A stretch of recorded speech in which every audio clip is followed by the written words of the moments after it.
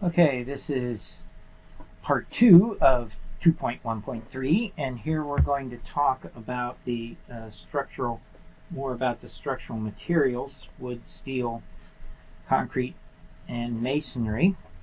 And we'll start with wood, and I'll just look briefly at advantages and disadvantages and some of the, you can see some of the applications then of each. Wood is fairly cost effective. It's a material that we get without a lot of processing, depending on whether we're using it as dimension lumber, which is only just cut to size, or whether it's something like engineered products. Or that's a distinction we make. Is dimension lumber is just simply the rough lumber that's been cut to size. It's a 2x4 or 2x6, that sort of thing, used in light framing, versus engineered, meaning it's been processed. So this would be the CLT, the I-joist, something that's manufactured, the old glulam. Those have all been processed. And it still doesn't add a great deal of expense, but they're a little bit more expensive. But it's a very cost-effective material. There's quite a bit of wood in this country, so it's a sustainable, considered green material. Embodies carbon. It's widely available, at least in this country, pretty much, and it's a very lightweight material, so it can be shipped. We have it here from Michigan. I know in Michigan, our Doug fir is coming from the West Coast. It's being shipped here from Oregon or someplace, or Washington, and it apparently is economical to do that, and is competitive to some degree with spruce pine fir, which is local.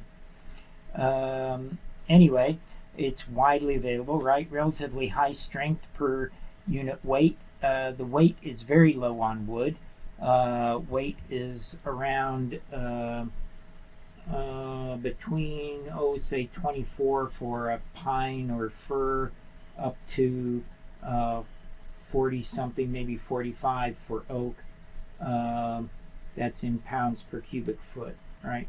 That's the density, basically, in pounds per cubic foot. And so it's pretty lightweight. That would compare to 490 for steel, or 150 for concrete. So the dead weight is lower. There's generally no need for temporary shoring. It's lifted into place directly and framed directly without, unlike concrete that needs formwork. And it's relatively fast to erect it. So those are all advantages. Disadvantages is primarily on the material itself. It is an organic material. It's probably just about the only organic material that we use, particularly in this country. In other countries, I guess they use maybe hemp or something, but this is about the only one we use. And as an organic material, its anisotropic strength is it's stronger in the direction of the grain, so it's stronger in that direction, and it tends to be weaker in this direction. In fact, you can see it even split across in this direction. But even if I loaded it in that direction, it would be weaker. It can burn, right? It's combustible. And it's damaged by water. It can rot, as you can see here. It rots. We're going to write rots. That's what that's doing. So that's definitely a disadvantage. Even UV, if you have it exposed exteriorly on a building, the sunlight can damage it over time. It tends to char it, actually. I mean, you get this, actually it's kind of a pretty silvery finish on it, but it does then eat away at the wood over time. That's why you generally paint it, to prevent both water damage and sun damage, UV damage. It swells and shrinks with humidity changes. It also bows and crooks and twists and cups, all due to, primarily the effects of humidity. It creeps over time, probably more. Concrete does too, but I think probably more than concrete. I should look that up exactly. But creep means you have an initial deflection, and next year it's deflecting a little more, and the year after a little more than that. It slowly stops, but generally, but it does creep over time. It changes. It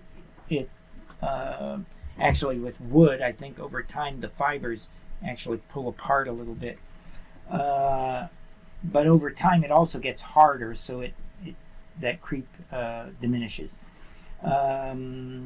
There is a good deal of strength variation, depends on the species and also the grade of the species, whether it has knotholes in it, how fast it grew, and what kind of climate it grew in. There are all sorts of factors that affect the strength. So there's a whole book of I was going to show you too.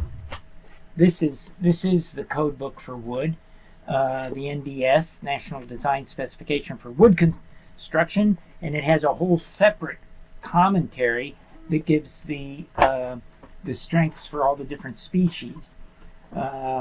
It has defects as it grows. It has knots, as you're all aware. Shakes are splits between the grain, and when the wood's out in the forest, and it can under a high wind, it can deflect quite a bit. A tree would bend, and it would create a crack between the layers, and that's called a shake. So that, depending on what kind of wind it's experienced as a living tree, it may have defects like that. And then there are also curing defects, splits, warping, as we've got down here, depending where it was cut from the tree. You'll have different curing defects. So those are all problems that you deal with wood. Its strength compared to others. This is the timber. Oops, here's timber. The ones that I highlighted in green. You can see it's, as box beams, it does pretty well. As planks, not very good. Joists get a little over 20 feet. This is in feet. So how many foot spans? This is all in flexures. So it's basically, we're only looking at one-way systems. You could look at CLT plates, but they weren't in this table. Laminated timbers do pretty well. They're lightweight and actually outperform steel in some cases because of their lightweight. This is open web steel. Look at that. Is only 120, where this gets up to 140. But they're talking about an arch. So okay, an arch is a little bit different than the truss. But you can get a little bit of a sense of the span from that. Okay, next one up, steel. All right, a lot of advantages to steel. Steel's been a very popular building material in this country. We have some good iron resources, so steel was pretty inexpensive, as opposed to in Europe. Steel is much more expensive, and they tend to build more with concrete and masonry. But here we've had many years building with steel. This is in Detroit, by the way, right? You recognize this? This is Lafayette by Mies van der Rohe.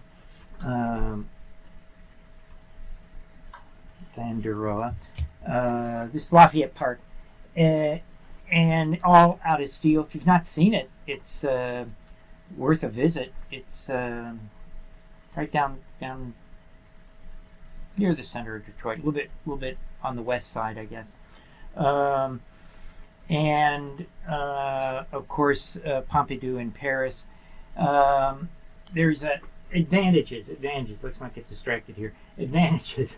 It's a very precise material as opposed to wood, which has a great deal of tolerance. Even concrete, there's how well you make the formwork. But in steel, there is a precision, but it's a much higher precision than with some other materials. It's very stable. It doesn't change with humidity. It changes a little bit with temperature, but not excessively. There's very little creep, if any. I don't know that it creeps at all. In fact, it's widely available, at least in the U.S. It is. Relatively high strength per unit weight, although the weight is 490 pounds per cubic foot. Its strength is very high. The strength is like in KSI, 36 is what this building used, 36 KSI steel, to 50 is what's generally used today, KSI. So we could make a little comparison, I guess, of the materials. Maybe that would be, if they're comparing the strength and the weight of wood, steel, and concrete, right? And if we wanted to make a ratio strength to weight, that would be the higher the strength, the better.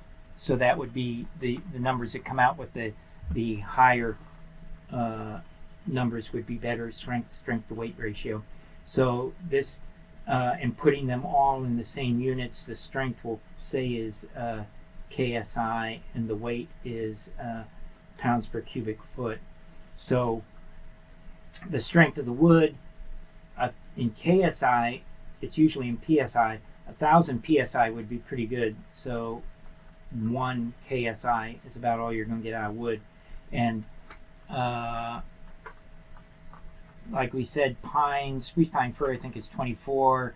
Some other woods are a little bit higher. If we took 30 as an average, that might be reasonable. So that would give us 1/30. Okay, and steel, and I can, where's my calculator? Can try to put these in here.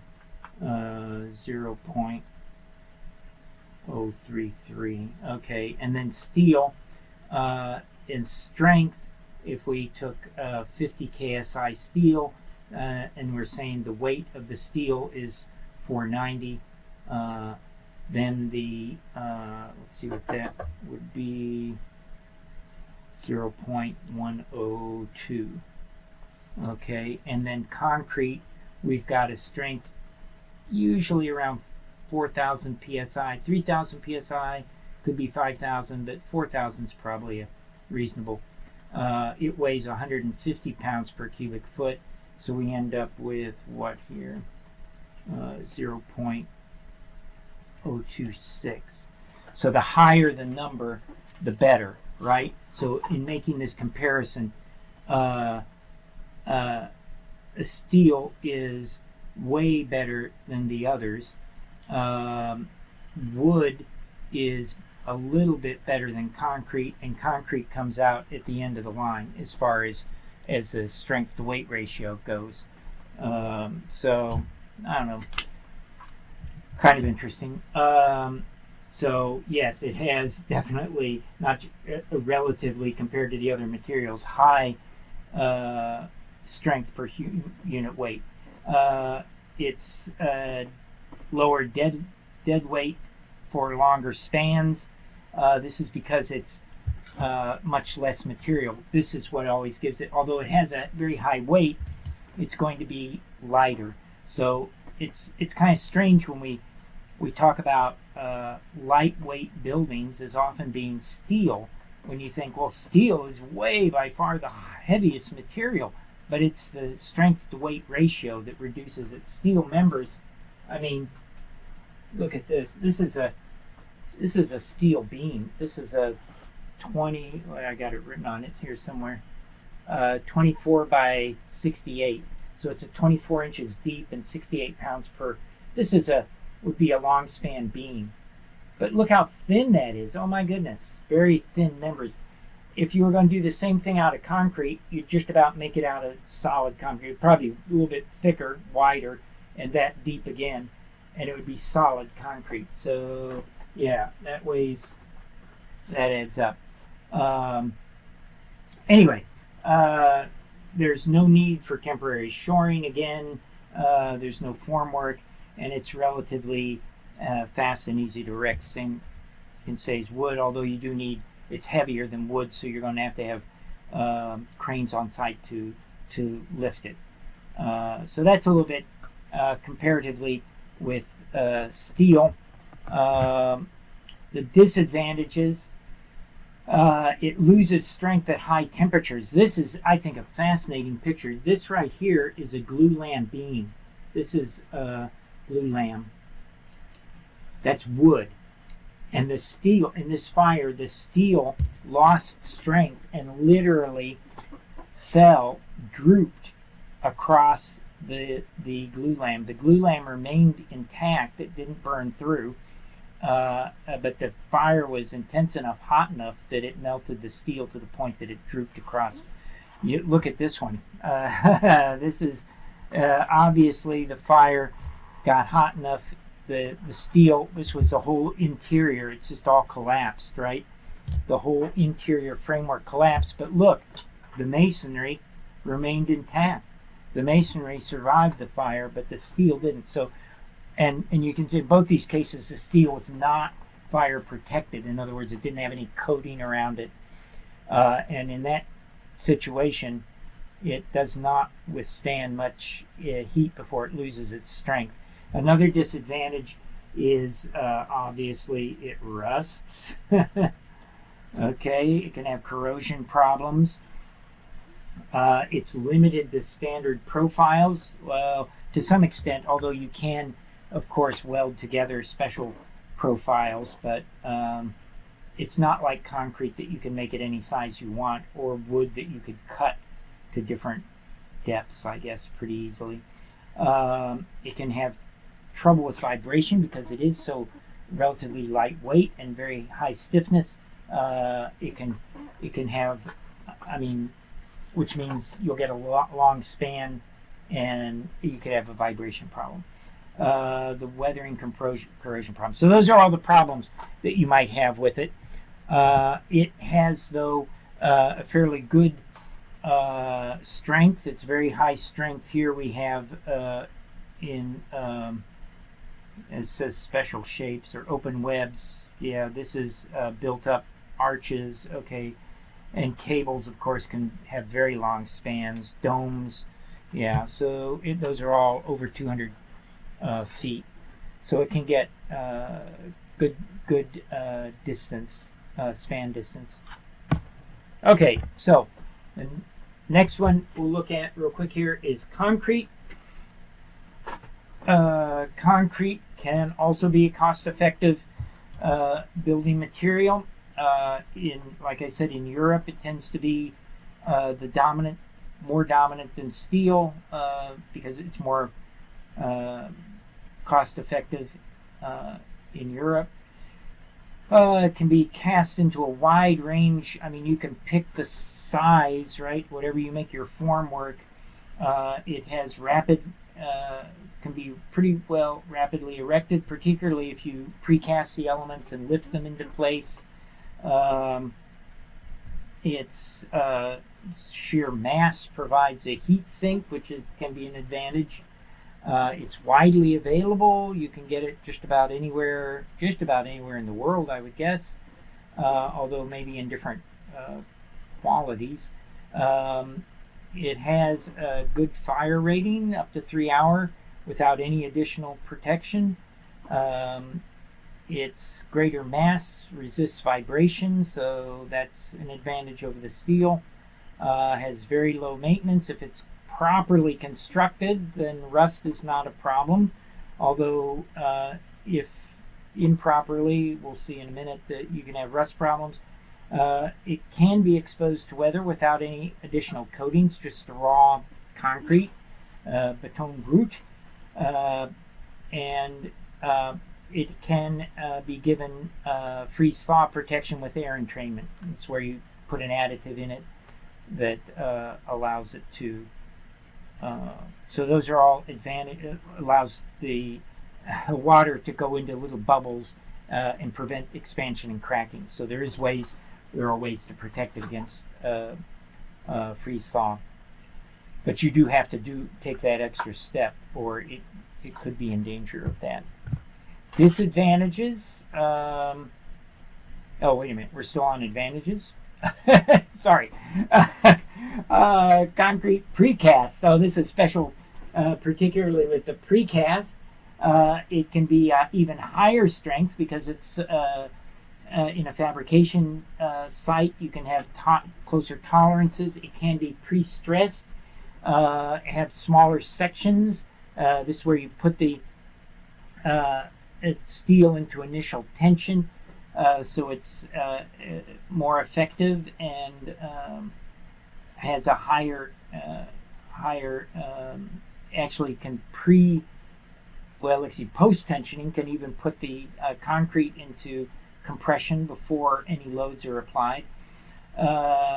It's pretty rapidly erectable. This is where you have precast units. This was that parking garage I got stuck in Detroit. You can see the precast columns with a little ledge, and you simply lift this. Here was a beam that was placed on top of it, and then the slabs on top of that with this little ledge that was built into that. So it's all pre-designed to fit together like stacked blocks, and the erection can be pretty rapid. Floor depth is usually even less than cast in place, right, because it's better quality, right, which lowers the overall building height. Okay, now the disadvantages. Disadvantages of concrete. It has a very low tensile strength, like only about 10% of its compressive strength, and it cracks. If you have it in tension, it cracks. So it's not used in tension at all. That's why we put steel in it. The steel carries the tension in the member. In a beam, there's always tension on one side, compression on the other, or if the load reverses, which can happen, then you have that can reverse. So you have to have steel wherever you expect there to be tension. Cracks in the concrete can expose the steel. Here's some steel that was exposed and then it got rusty. Looks like actually that it's right on the surface, so that was probably poorly manufactured to begin with. But you can get cracking, which then allows water to penetrate the beam and start to rust the steel. As the steel rusts, it expands and cracks even more, which is can be a greater problem. If you cast it in place, you're going to have formwork, and then you have to build the formwork, remove the formwork, and have temporary shoring. So that's all additional effort with cast in place. The compressive strength is much lower than the steel, so the sections tend to be larger, bulkier, and spans are less than. It can crack as it cures if you're not careful, and if you have, this was probably a crack in the formwork which allowed water to get out, and then you're left with the aggregate kind of exposed like that. That was a fault in construction, poor formwork, or this was probably either freeze-thaw damage or the rust. Somehow the water penetrated and started the steel rusting that then caused the concrete to spall. So these are all problems with the concrete. We recently heard that big disaster down in Florida last summer where the condominiums collapsed. That was all a fault of the construction and the steel. I should post. Somebody sent me a nice video explanation of all the faults that were discovered in that building that caused the failure, and many of them were avoidable, or they should have known. Inspections pointed out problems, and it was never corrected. So it's an important inspections and correcting the faults from inspections are rather important. Okay, so that's a bit about concrete, and now to wrap it up, a little bit about the masonry. Here we've got CMUs, the concrete masonry units, like we have in this country, being laid in a reinforced manner. These are the steel bars in place, and it's being dropped. You can see them placing them over those bars, and then it's grouted solid. So advantages: it's a cost-effective, does not require scaffolding, can also have up to a 3-hour fire rating. You can have 2 wythe construction. This is a wythe, and this is a second wythe. And in 2 wythe construction, there's a cavity. Right here's a cavity, and that cavity can either be filled with insulation, or it could be filled with concrete and reinforcing and strengthened. So they 2 wythe construction. Sometimes you'll have stone, natural stone on the outside, and brick on the inside, or CMUs, and so you have and then can reinforce that or leave it as hollow. It's fairly low maintenance, except for well, we'll talk about the disadvantages: tuck pointing or maintenance over time.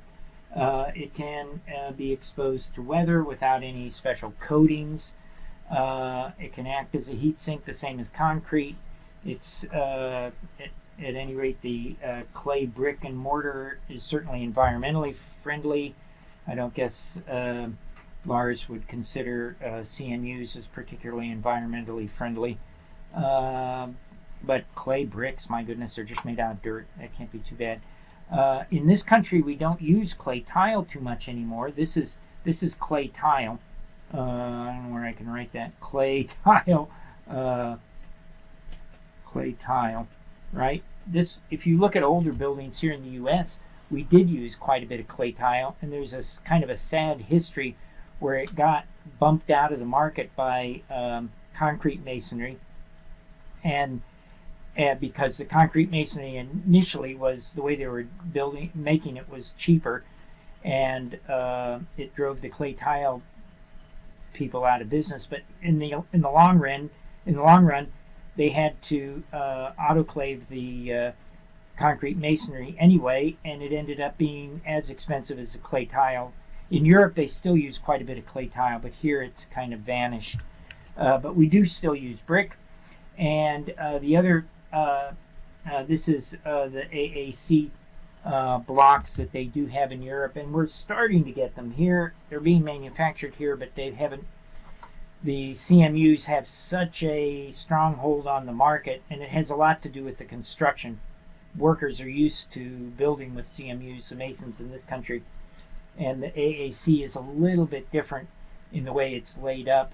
Much thinner mortar beds, and the blocks are different sizes, bigger generally. And I talked a little bit about the AAC last time. That's these lightweight blocks. Oh, I should have mentioned. Oh golly, I pulled these down when we were talking about the steel. This is the steel manual of construction. This is the concrete the ACI 318, and this is the masonry code, TMS 402, which covers primarily concrete masonry, but I think it mentions maybe the others, but not very much. Disadvantages, and this will be the last. I think. Oh no, we wanted to talk about the monadnock still.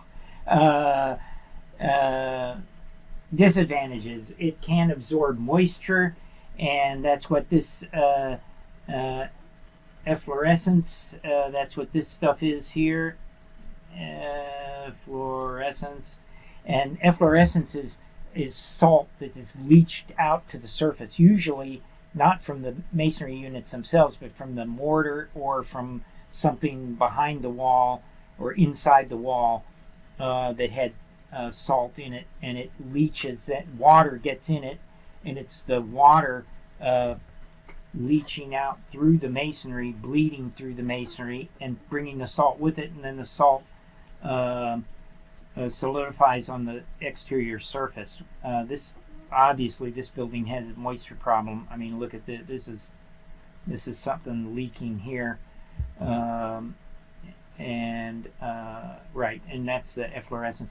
Long-term deterioration in weather. This is where the mortar starts to decay. This was particularly a problem in our cities where we had a lot of acid rain from a car exhaust, and it attacked mortar, and you get the corrosion of the mortar over time, and it has to be tuck pointed. They have to scrape it out and then replace it like an inch or two deep, or an inch and a half deep. Has a low tensile strength, the same as concrete, so it can crack. You get cracking primarily from settlement. This would be a crack where the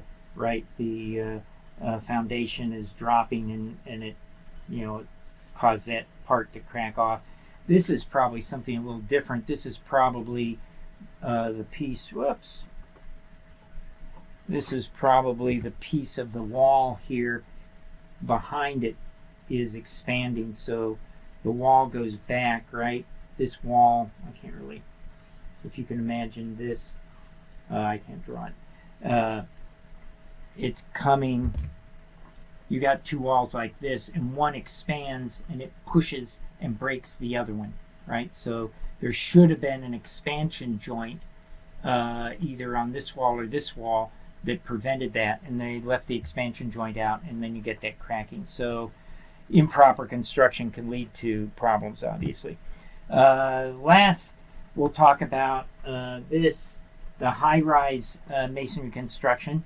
At the very beginning, we talked about the monadnock, where it maxed out at 16 stories. Now we've got this Excalibur in Las Vegas is up to 28 stories, and it's a very different construction type. The monadnock was basically a cantilever, right? And when you put a load on it, it ends up with a high base moment. So you get a moment that looks like that, right? And that's why the thickness of the wall responds to that. It's very thick at the base.